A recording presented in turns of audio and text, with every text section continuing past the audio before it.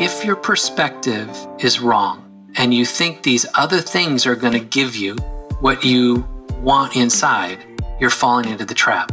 And so you have the ugly things, the drugs, the alcohol, the Twinkies, or you have the beautiful things, the fame, the money, the houses, the cars. They're the exact same thing. We're pursuing something to give us a thing that cannot be given from an external performance.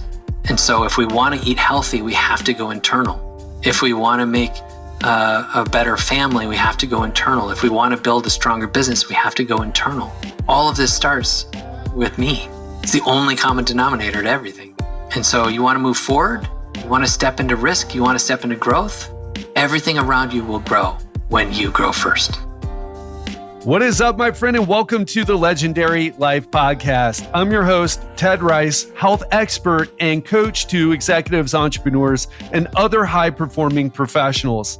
Today, I have Angus Nelson on the show. Now, Angus is a coach like me, but he works with clients in a different way. So he helps the same types of people, executives, entrepreneurs, other high-performing professionals, but he helps them more on the emotional mindset and personal development side. And what I love about Angus is his incredible results with clients. So you're going to hear stories of some of the clients that Angus has worked with. You're going to hear what they were struggling with and how they overcame it and ended up making more money or saving their relationship or completely transforming their life. But I want to tell you something. I've been in coaching for 24 years now. There's very few coaches that I speak to where I walk away saying, wow, I really learned a lot from that conversation about coaching. And every time I talk to Angus, I come away with so much. And I know you're going to as well. Angus, like me, takes a holistic approach focusing on mind, body, and soul and emphasizing the importance of self-awareness and emotional intelligence in personal growth and leadership development. So he's a total rock star. You're going to enjoy today's conversation as well as coming away with some actionable insight. So without further ado, let's dive into this conversation with Angus Nelson. Angus Nelson, this has been a long time coming. Happy to have you on the show finally, man.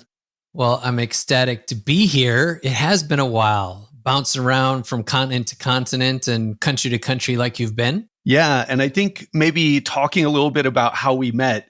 So many people started listening to this show because they listened to Jeff Sanders' show. And I've had Jeff on the show many times.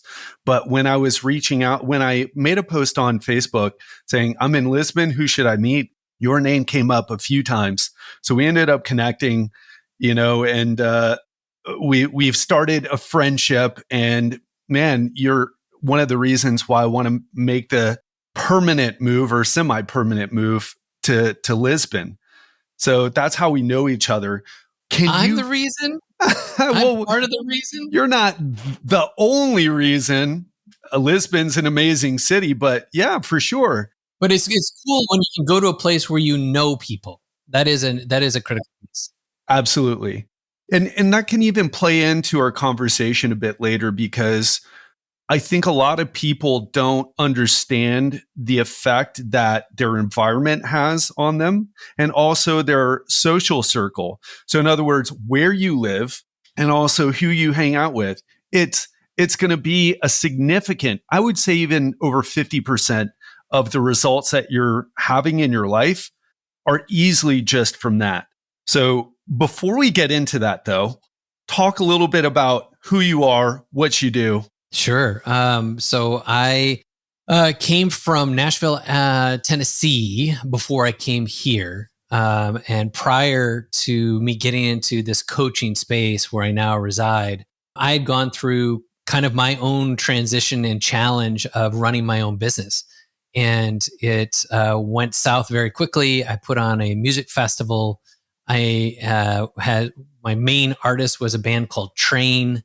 Perhaps you've heard of them. And we had thunder showers come in. I needed 4,000 people to show up to break even, and only 1,400 did. I lost $72,000 that weekend. And for my little organization, that was a ton. And instead of going to my board, delegating, asking for help, I did what a lot of entrepreneurs do is they just put their head down and they try and gut it out. And I just put all that weight on my shoulders, like, I'm going to figure this out. And then it got to the point where I had to prove to my wife, prove to the community, prove to my board that I could make it happen. And in short order, that took me to a place of coping mechanisms where it started with porn and then to alcohol. And then I started sleeping around. And I blew up my marriage. I blew up my business. I blew up my sense of self. And it was in December 23rd of 2003, I was divorced officially in court. And then on the 25th, 2 days later, I was underneath my Christmas tree, suicidal, contemplating how I was going to take my life. And I heard this voice and it said, "We're not done here yet." And I decided I was going to stick around and figure out what that meant. And so I enrolled in counseling and I started learning about, my trauma and started learning about, behavioral psychology and emotional intelligence and all these things that I never had insights into before. And it transformed how I saw myself. Flash forward years later, and I got the opportunity to run an association around innovation. And it was all Fortune 500 brands. My clients were from everything from General Electric and Walmart and Wells Fargo and BMW and all these sexy brands. And I'd be in conversations with a lot of these leaders, and I started recognizing some of the same patterns that they were experiencing that I knew all too well. And then I realized I had a gift, and it was called coaching. And after 3 years of doing that, I rolled into coaching, and I've been doing that for the last 7 years. Yeah, I know we've talked before and you've shared this story, but just hearing it again in this context, especially, it's just like, wow, brings up a few things for me. One is the coping mechanisms you mentioned. I don't think people realize, I think people, when they get into a situation like what you went through, and I've had my own, and no need to go there, I've shared them enough on the podcast, but we all have these patterns of coping with stress, negative emotions, whatever you want to call it. And some of them are good or lead to positive outcomes in our life. And then for a lot of people, though, they're negative. When you transitioned into coaching, how did you start to talk about this stuff? Because I think about what I do and I show people, hey, man, do you want to, or I shouldn't say man, because like we were talking about earlier, 40% of my clients are women, 40 to 50%, depending on the time. So, hey, you want to lose weight? Here are my clients. Here's how I help them. But what we don't show is that deeper work that happens during coaching, because most people, if you just give them even a great diet and exercise plan, they have trouble being consistent. They have trouble when they go on a vacation and overeat and feel like they've totally screwed up, which isn't true. And so they quit instead of just getting right back on. So how do you talk to people about these harder to grasp, almost intangible, but profound changes that happen as a result of coaching? Yeah, I think part of what you just described is actually putting it in something that can have handles, they can have something to hang on to. Because if you talk it in this esoteric woo type of thing, you're like, I don't get you at all, and like we were saying, when a lot of my clients have been men, self-awareness is not something that comes very easily.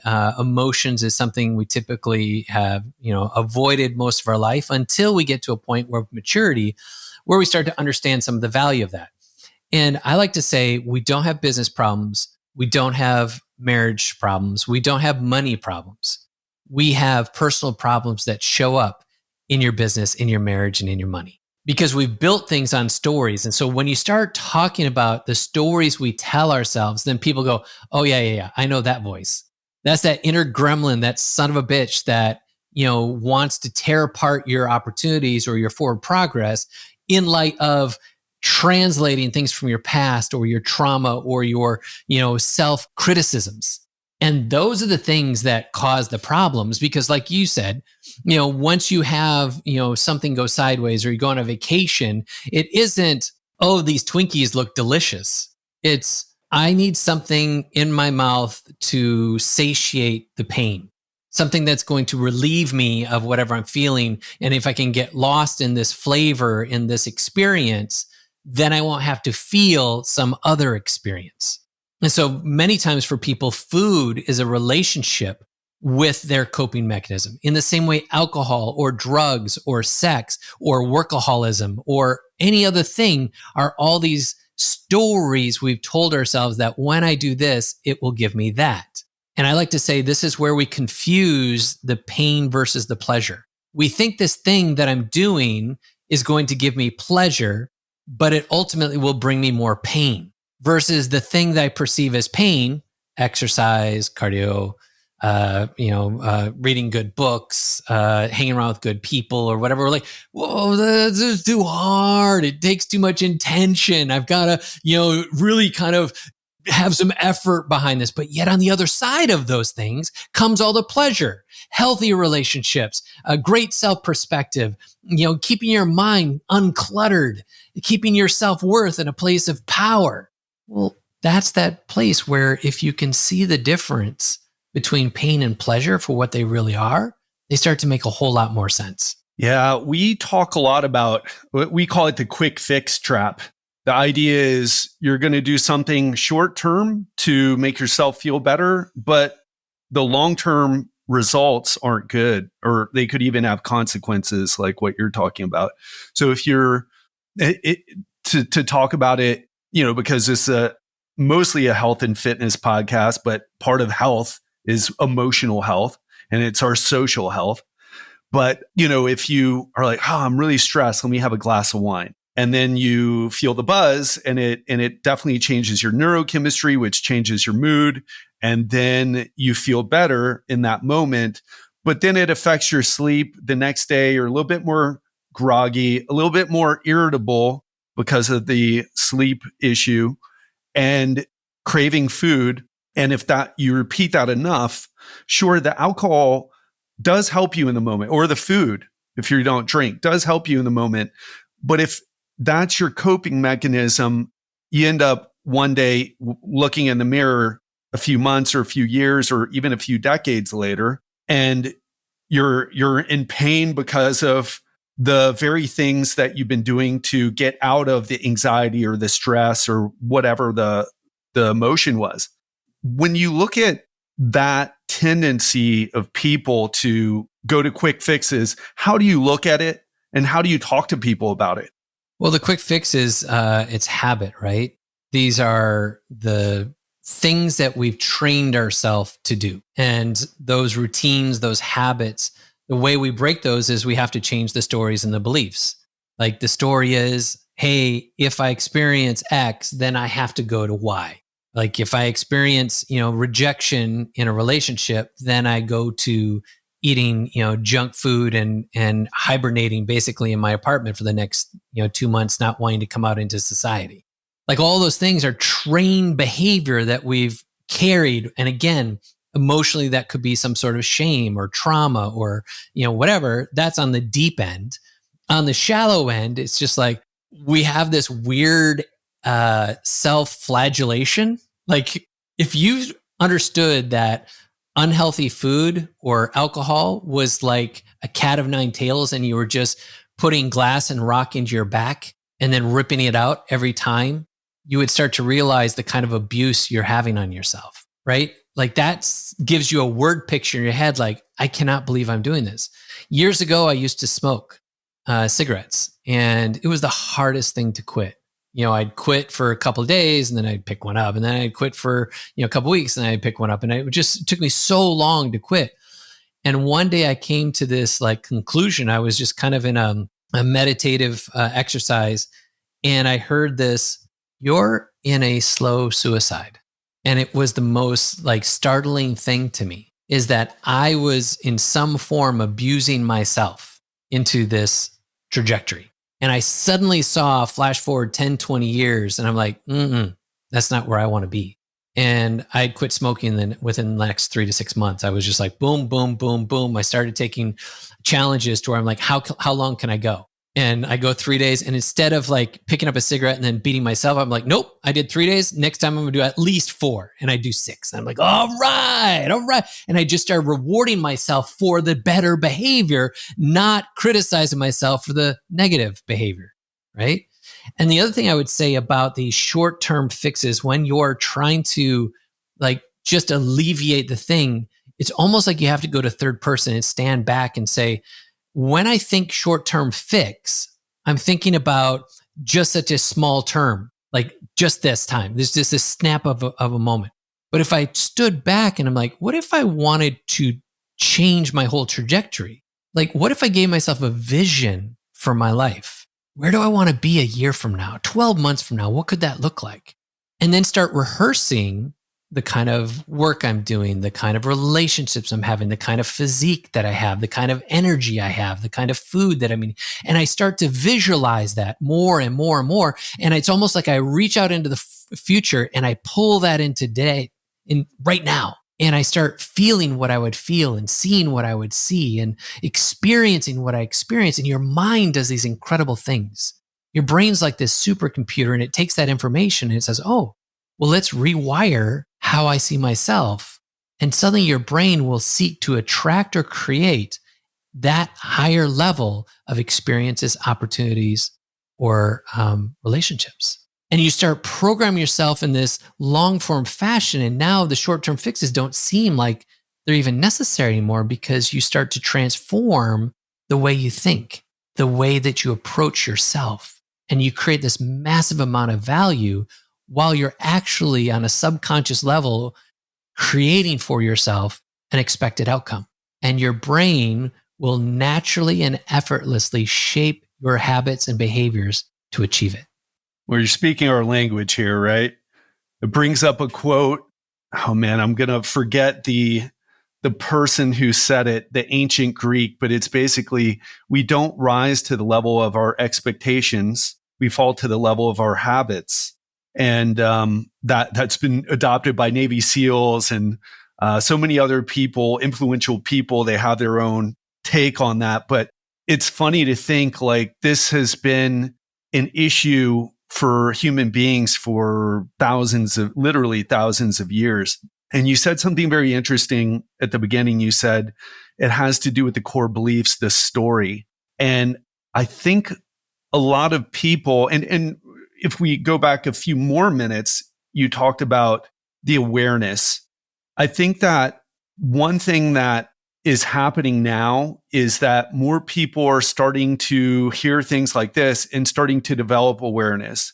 And the story that we tell ourselves, it sounds like some nonsense, stupid, woo-woo, positive psychology, pseudoscientific craziness, but it's really true. What you said, we have these habits, some of which we started doing in childhood because we modeled our parents or modeled someone else or kind of tried to do the opposite of our parents. But we started these habits, and as you practice them for years and years and years, it just becomes like, well, that's who I am. So that's true. But a lot of, and that's a first level awareness. But the next level, I think, is like, well, if who I am is in part just my habits, or at least my story of who I am is just my habits. I love food too much. I don't really love exercise. I'm not a gym person, or whatever the story might be. You can rewire yourself. We know that the brain is plastic and that we change all the time, but it's just with these topics or these areas of our life where there's more of an emotional sting to it. One more thing I would add, and this may be less relevant to some of the things you deal with and more relevant to mine, but some of my clients, they think they're bad people for being overweight or for deriving so much pleasure from food. And we're not completely a blank slate, meaning even before you were born, you're a human being, and we have certain tendencies as human beings, right? We have an emotional system, and certainly like some of us, we're more sensitive to stress. Some of us, our brains respond, or the reward system of our brains respond more strongly than other people to food. And so one of the challenges that I've had as a coach with the area that I work with people in is helping them to see like there's nothing broken or wrong with them. It's in part what you said, the habits. And the other part is some of this programming that we come wired with as far as food is concerned, at least. How do you help people gain awareness of like, hey, that's just a story. It's just habits. Just change the habits. It's hard to change. It takes time to change, but you can change. Yeah. Well, first of all, when you go into the stories, we're going to go deep. Okay. Real quick. So when I start working with a client and I had a Marine client that came in, he's a co-founder of a health tech startup. And the only reason why he signed up with me is because he was kind of at his last straw. Like I got nobody else to go to, but Nelson, I believe in you. I've known you for years. And if this thing works, then probably you're the guy. Like you're so skeptical, sarcastic, whatever. I'm like, bro, let's do it. And he dropped, into the program, says, let's go. And within 2 weeks, he was like, what in the hell? It was like, because I started pointing out to him some of the storylines, like he would say something like, why do you say that? Well, because this, and this. I'm like, you realize that's a story. Like, for instance, transformation is long and it's going to be hard. Right. Like, who told you that? We think this stuff in our head is like some sequoia, redwood tree that just stands tall and proper and its roots go deep into the earth and it's take forever to get it out. I was like, no, what if they're just weeds? What if all of your stories, all of your habits, all of your routines are just nothing more than weeds that when you go out to your garden and there's like a weed bed in the spring, like, oh my gosh, this thing's like 4 feet tall. What happened to my backyard? And then you just start pulling on it and it just pops right up out of the grass, right up out of the soil. And grass sticks in the soil and it's hard to pull out, but weeds, like it comes right out, like almost like a sheet. If you have like a big, swath, that's the same thing with the crappy thinking. It's like all you do is you replace it with something else. And so the second piece of this that you said, and I was taking little notes, that neuroplasticity of our brains is we often relate the imperfections of our life with shame. Like we have such a performance mentality about work, about being, about our physique, about our looks, about our status in life, our societal, our politics, our dot. And when we're not meeting up to some perfection that we've isolated in our own head, our own storyline, then we carry with that some sense of shame. And then anytime we mess up, we say, oh, I failed. And then we translate to say, oh, if I failed, that makes me a failure. And so in the personal development space, as I'm working with my clients and they first come on board, one of the things I have to first decouple them from is the stories of their past failures. And what I tell you is like, you've never failed. What do you mean? You don't understand, Nelson. I did this. I did that. I had to go through a divorce. I got locked up in jail. I did this. And I'm like, well, that sounds like a cool story. What do you mean, Nelson? That's crazy. No, what you went through was to teach you something. The universe was teaching you a lesson, giving you wisdom and giving you insight into your nature and into the world, which can become your advantage for your future if you let it. And so therefore, there's never been lost time. You've never had to go around the mountain over and over and over again. These are all lessons you've learned if you start to look for them. And suddenly you step into a place of power instead of victimhood. Suddenly you step into this place where I can do something about this. And so then I'm looking at my life and my diet or my standard of life, my income, my revenue for my company, my head count, my dealing with my investors and making my pitches. All these different things change because now you go from default doing things the way I've always done, just thinking that this is just how it's going to end up. And I'm just going through the motions and stepping into power, intention, and manifestation because now I'm taking control of my destiny, understanding that everything I went through has now prepared me for such a time as this. So life has prepared me for what life has prepared for me. And I'm exactly where I need to be right here in this moment. And listener, wherever you're at listening to this, in your car, on your bike, or whatever you're doing, I'm telling you, you are exactly where you need to be. And you get to choose from today where you want to be tomorrow, because today is the acronym, the only day actually yours. And so today you get to lean in and create whatever you want to. You're in power. You're in authority. So even if things around you look difficult and challenging and what have you, it's like, oh, well, let me take a different perspective. What can I learn in this moment? What can I apply? What actions can I take that now dictate my momentum going into tomorrow? Maybe you need to pick up call. You start making some phone calls, start making some sales calls.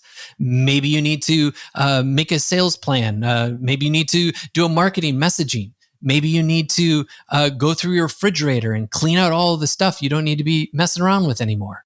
Like, you step into power when you understand your stories are nothing more than fiction that you're now allowing to control your life.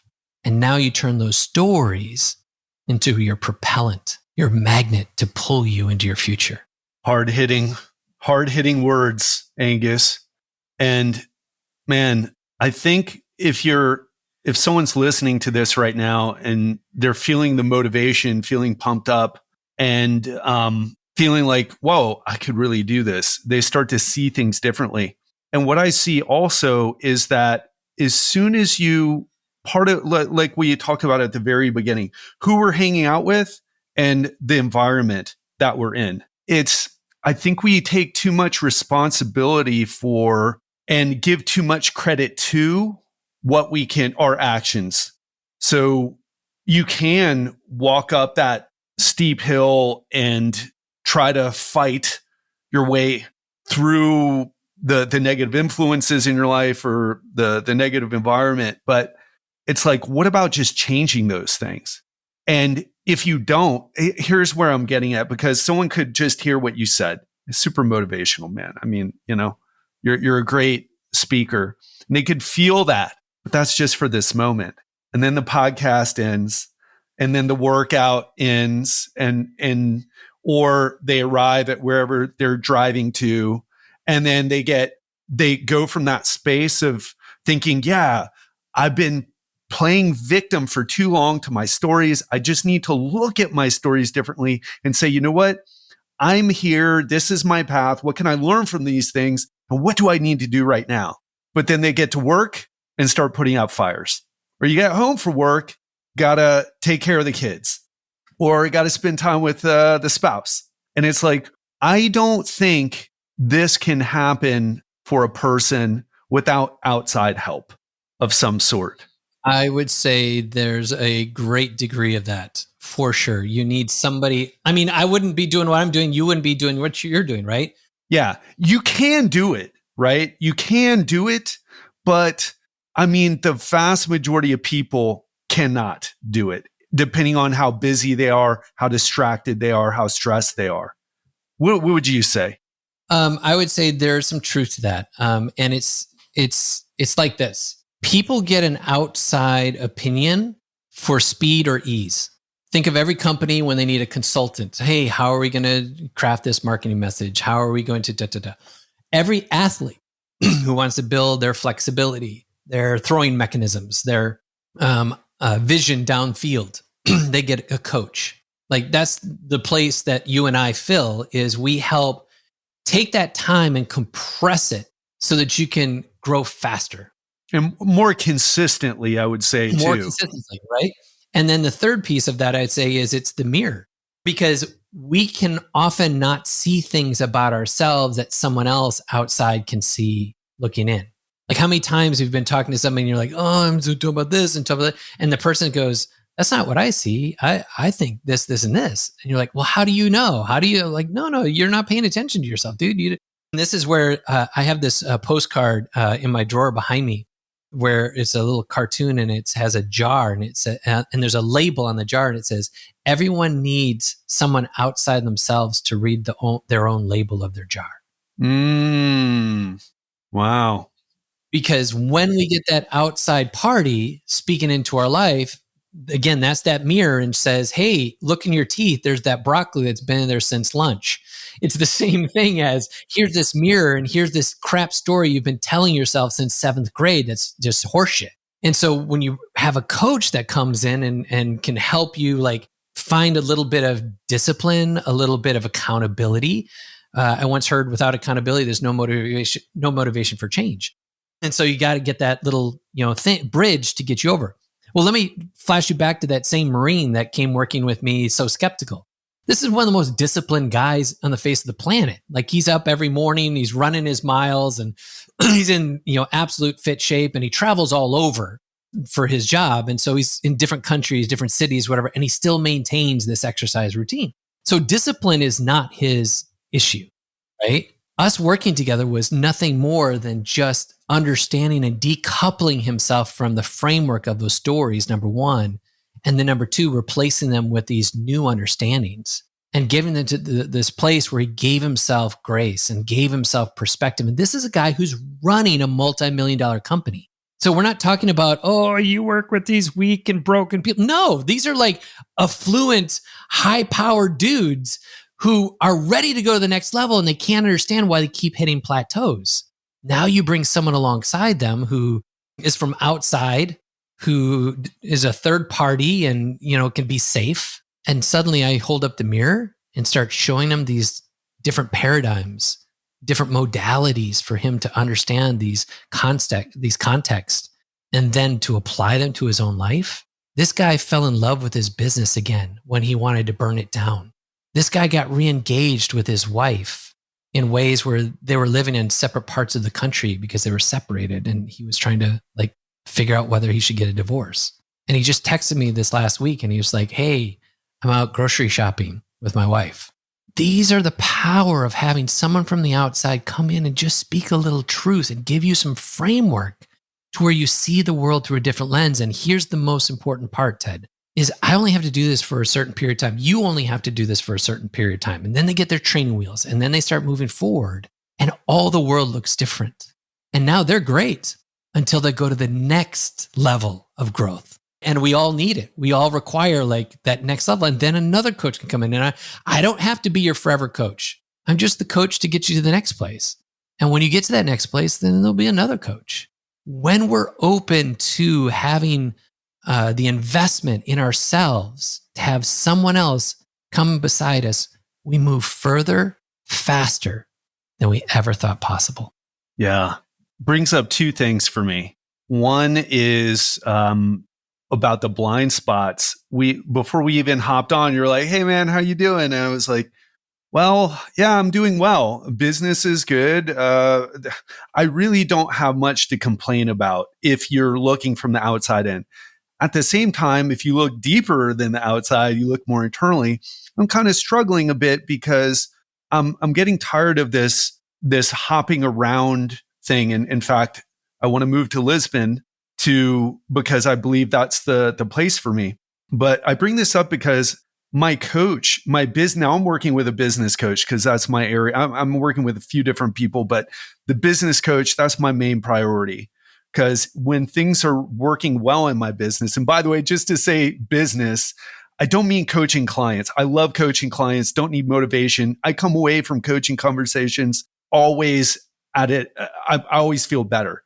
But some of the day-to-day, what's the proper sequencing here of these actions to grow the business, the social media stuff, the content, it can be frustrating. Also, there's a lot of different things, just like if you don't know which diets to do or how to go about dialing in your nutrition, it can be very frustrating with who to listen to, what to do, and what should you do.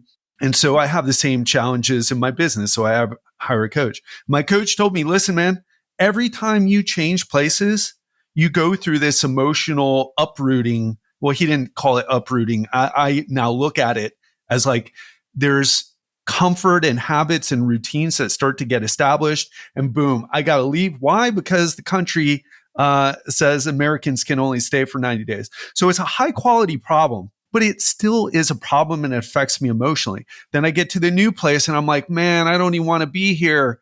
Why? I didn't want to leave that other place I was in, the other city or country. And then I start to get used to it and start to develop habits and routines and start to make friends. And then I have to uproot again. And it's the same pattern over and over. And he helped me see that. And I was just like, oh my gosh, how obvious is it now? But I just couldn't see it. And it's been a major issue for me at a personal level and also professional level as well. And I just wasn't able to see it on my own. The other thing that comes up for me with what you said is that as far as the types of people that you and I work with, all the people that I work with are high performers. They're executives, entrepreneurs, or high performing professionals, doctors, attorneys, whatever. And the same is true for you. And there's this idea that, oh, well, sometimes I'll get someone in. I'm sure I kind of got the impression that maybe you have the same experience as well, Angus. Someone comes to me and they want to work with me, but they're like, hey, I'm not like, I don't hate my body, or, I don't hate myself. And I don't, I'm not, it's not, I'm like, it's not about that. It's about growth is not anything that we can put off. Meaning, or I'll say it like Tony Robbins said it. He said, you can't sit at the table of success for too long. You can't ever sit at the table of success for too long. There is no mountaintop where you can say, I'm done. Growth is just a lifelong thing. And you can agree or disagree or not do it or do it, but you will have consequences if you don't engage in some type of growth. And even one of my clients who was going to leave my program probably a little bit earlier than she should have, because she was in the training wheels phase. She had training wheels on. She was getting results, but training wheels can come off pretty easy. And she's like, well, what do you think, Ted? And I told her like this. I'm like, if you don't continue with me, find something or someone else, whether it's marriage counseling, whether it's going on a retreat to connect with your partner better, whether it's learning a new hobby and getting instruction about how to do it. Don't stop, because there's no such thing as maintenance. There's no such thing as I've made it, I just maintain it now. That doesn't exist. It's BS. It just doesn't exist. You have to find a way to continue to grow. And listening to podcasts, it's great. It gives you a little shot of motivation.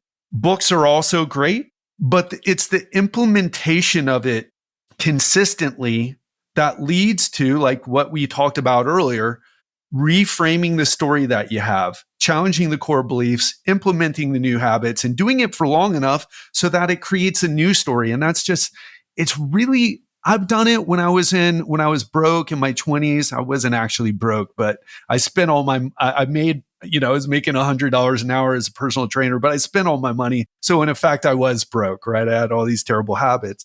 I was able to do some things on my own, but I'll tell you, I'm at the point now where if I struggle in some way, I'm like, who can I hire to help me do this quickly? Because this is taking too much time and it's too frustrating for me.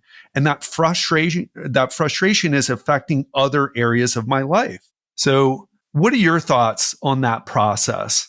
Dang, man. They're long and wide. There's, I would put it like this, just real quick is, I have clients who have come in with, one was working as a car dealership. And he's like, I don't want to do this anymore. I have a background. I went to college in business operations, and I would love to get into coaching. And 9 months later, after we started working together, he had replaced a $200,000 income coaching. And 9 months after that, all the wheels are falling off the bus. It's like, I don't know what's going on. I don't know what's going on.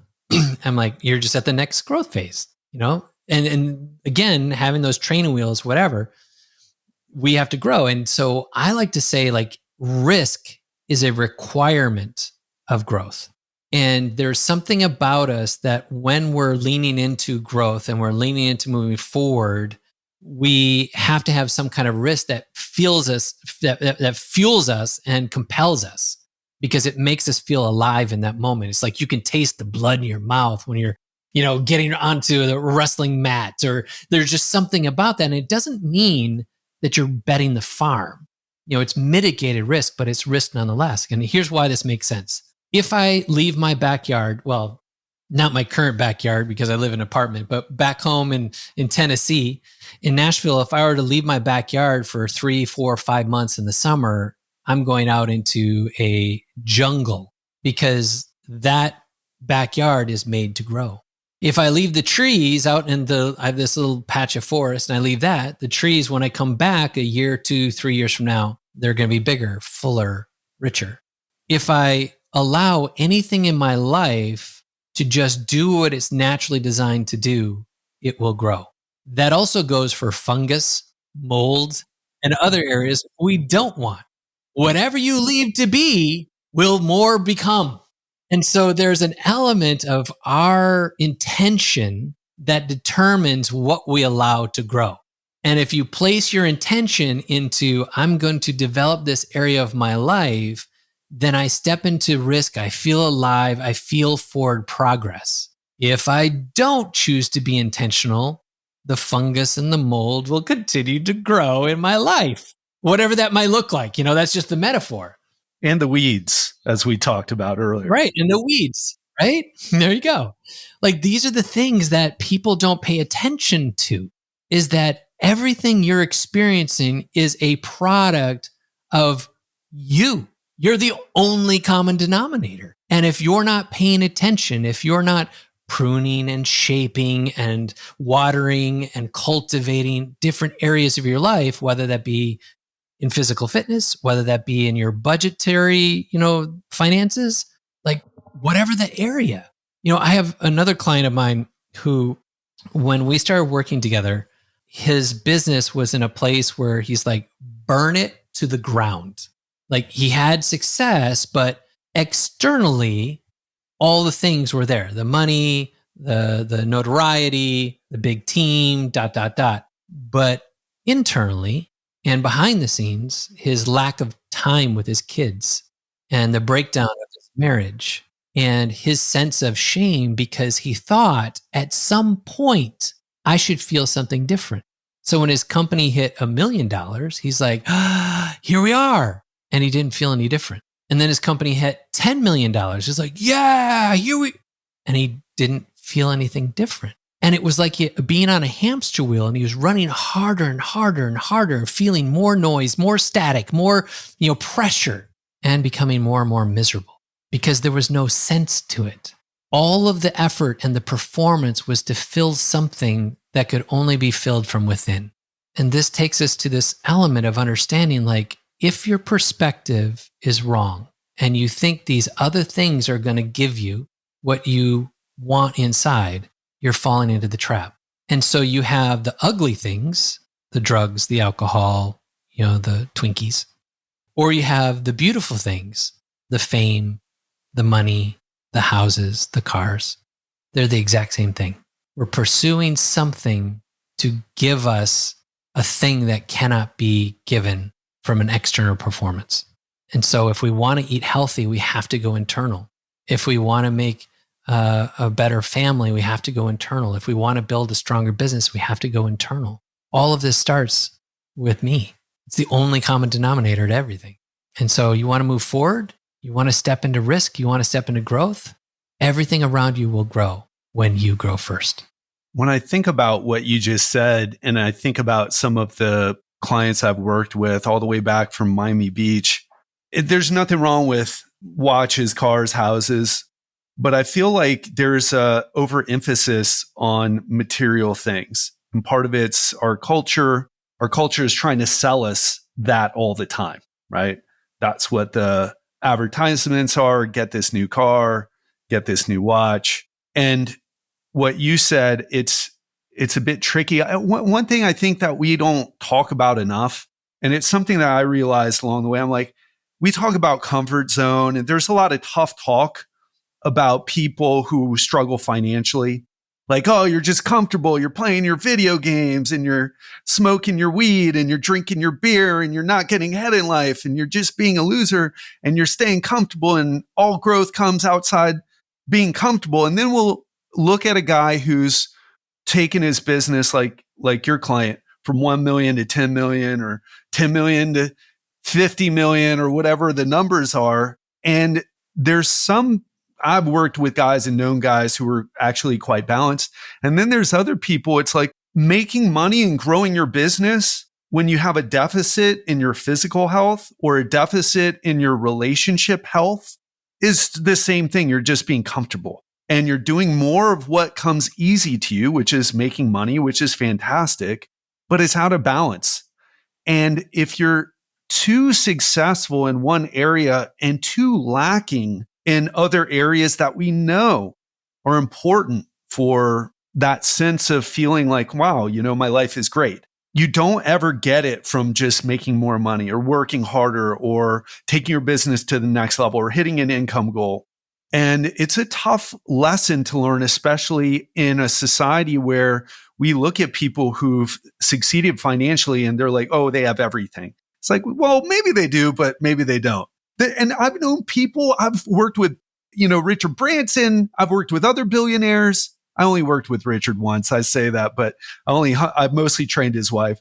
But I've seen people who are really happy and they had a net worth of $100 million or $50 million, whatever it is. And I've met people who had the same amount of net worth, if not more, or maybe a little bit less, but still. And the difference wasn't the money. It was always their family or their sense of purpose, and certainly physical health. And another thing that comes up, and I know we could talk about this for hours, is this idea of the hedonic treadmill. And the idea of the hedonic treadmill is that we keep having to walk on this treadmill or just to stay in the same place. This treadmill of doing these things, as an example. Well, I'll say it like this. People don't know that buying a Ferrari is great or buying a supercar is great for a few months. And then it just becomes the car that you drive around. And maybe you enjoy it on your weekends, but you're not getting in the car. At least this is what I've seen and also experienced when I bought my BMW, when I was driving around in Miami. It's like, yeah, this is cool, but I don't feel like I really leveled up. I mean, I enjoy driving around. My car is more comfortable than my other car, and the stereo is better. Can hear that. The Bose, the bass is kicking, but I don't feel like, whoa, at a fundamental level, I'm a different person. I'm operating at a different level, and I'm more consistently feeling happy, fulfilled, and in the zone in the areas of my life. And the only way and so we adapt to our circumstances, whether it's a bigger house, a more expensive car, a more expensive watch. And there's only a few things that actually we get a lot of ROI from.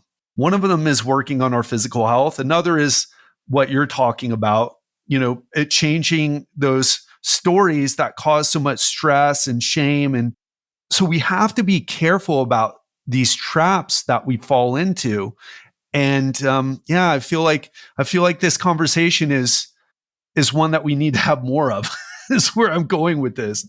What do you have to say about? I feel like I'm kind of just bouncing around different ideas at the moment. But what do you have to say about? Yeah, this? I almost feel like you're also processing out loud, some things that maybe your neurons are firing in your brain. I have a client who was running $100 million, also a health tech company or a consultancy, I think it was. And he was a CTO and didn't necessarily get along with some other co-founder. And it just, even though he was having success, he was making all this money, he found himself in excess of food, in excess of alcohol, and in excess of gambling. And he loved playing cards. And, sometimes he'd go out and he'd lose 50 grand, 70 grand. One night he lost 300 grand. Well, there are other nights that he went out and he, did much better and he brought home 150 grand. And he pretty much figured it was a wash between the amount of money and he won versus lost. But it's an extensive, teeter-totter. And we started working together and started to analyze, and this is some of my rules. I call it the Spice Girl principle. Tell me what you want, what you really, really want. And everything that he described to me was outside of his job. I want to travel. I want my kids to see different places. I want to move to a city that's near the water, or at least have a place that we can go to that's near the water. I want to introduce my kids to these different cultures and food, blah, blah, blah. I want to be able to spend more time with my kids. My wife and I need to have some romantic getaways. And none of that stuff was happening in his life. I'm like, so you don't really want this stuff. And he got all defensive. And I was provoking him. And he's like, what do you mean? I don't want? I'm like, well, if you really wanted them, you'd be doing them. He's like, well, I can't. I got all this other stuff. And I'm like, do you? Like, you own 70% of the company. You only work at the company because it's filling some other need, but you're doing that at the detriment and the sacrifice of the things you say you want. So you tell me, put on your coaching hat, looking at your life, and tell me if you're going after what you want. And he got so pissed at me. And I was like, dude, the truth that has the most power to set you free will at first offend you. So I'm not offended that you're offended. And so the next week we get on a call. He's like, dude, I have not been able to forget about what you said. He doesn't sound like that, but that's just my little intonation to it. And I'm like, well, let's take a look at that. What could it look like? And he started mapping out a plan. And we have this thing we call the slingshot year. It's like, what if 12 months from now it could look different? What would it look like? And he mapped it all out. It would be like this, and this. I'm like, so what if you shaped your life for that? And now instead of gambling, one of his passions was, I want to be a professional poker player. I want to actually play poker. I don't want to gamble. Right. I'm like, well, that's a whole different level. That's like an athlete. That's a different level of mindset, clarity. You can't be drinking your tequila and have a clear mind if you're going to, find out what that river card's going to be on the back end. It's like, yeah. And he started making these tweaks. And then he went and found a CTO to replace himself. And now he sits on the board for the company, but he doesn't do the day-to-day of the company anymore. And now he travels.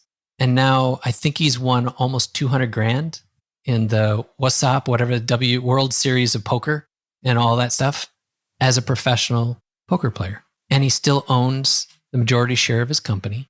And he spends more time with his kids and his wife than he ever did before. His Instagram is heartwarming. It's like, oh my God, this is adorable. Because he finally chose to go after what he wants. And that's one of the things, like with my clients, I'm like, you got to get clear on what you want because you'll start shaping your life around it. And then number 2 is like, what's the map to get there, right? And then number 3 is, who must you become? Who is the person that does these things that you say you want to achieve? What are their routines and their habits? What are their mindsets? What are the people they hang around with? What's their environment? And then start crafting your life accordingly. That's the stuff that creates the life that gives us joy. And we can still have the money. We can still have the car. We can still have whatever. But now it's all put in its place of priority. But most importantly, you've put this sense of value on yourself. You've put this sense of reality and tangibility to say, I don't just dream of something. I'm actually taking the steps to do it. So for you, Ted, I know when I'm in Lisbon, I feel like a different person. There's something about the food and the weather and the environment, the energy. I was the same way. Well, I had never been here before. I just trusted my gut.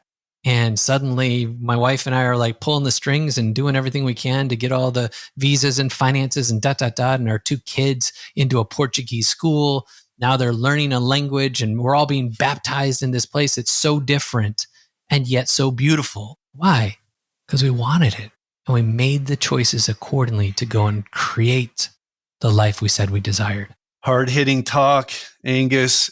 I tell you, there's few coaches that I have on this show where I walk away thinking differently about myself and me as a coach and how I'm working with my clients. And I got to say, this conversation was one of them. So thanks so much, man. It's always a pleasure hanging out with you in person and having a galão and a pastel de nata in Lisbon. But it was really nice to have you on the show and talk shop. And as I said, I rarely learn too much from coaches these days.